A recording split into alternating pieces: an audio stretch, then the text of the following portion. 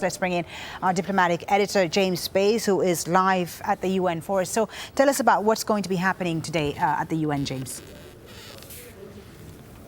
A very busy day at the United Nations on some of the big stories that we're already covering today. The first event will be the UN Security Council, and I think that's going to be important because the current president is Russia, and they're chairing a meeting on ISIL. In some ways, it's a rival meeting to the one that took place 24 hours ago, which was organised by the US. Both have very different approaches to dealing with ISIL because, of course, Russia wants to involve the government of President Assad and all the international community, including Assad, to fight ISIL. Later in the day, we get an important speech from the Palestinian President Mahmoud Abbas. He'll be addressing the General Assembly, looking, I think, and talking about the violence that's been taking place in the old city of Jerusalem. He has said in the past week or so that at the end of the speech he will be dropping a bombshell. No one quite clear what that will be, but we do know that after his speech he's expected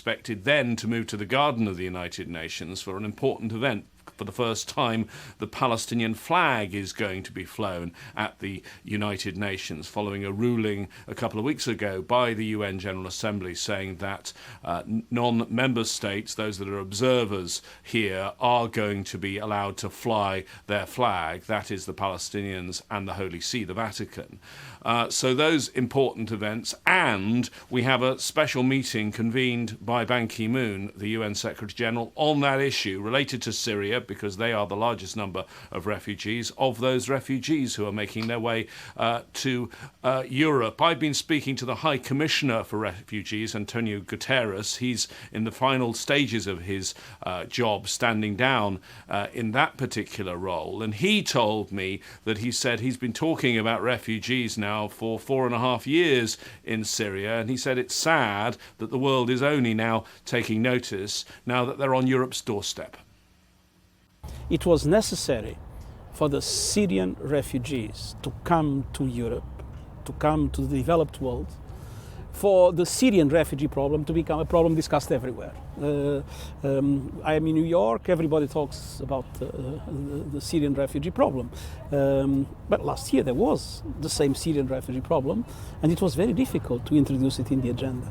It seems to me that seldom has there been a crisis in Europe's history, the history of the EU, that has needed urgent, united, comprehensive action as this one. And yet, does it not give you dismay that there seems to be so much division among European political leaders?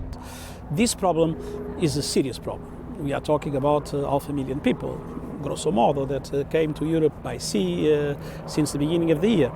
But the population of the European Union is 508 million.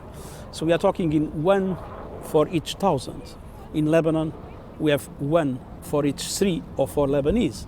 So this is a problem that is manageable, provided that it is managed, provided that all European states get together with European institutions, and they find an adequate response to it.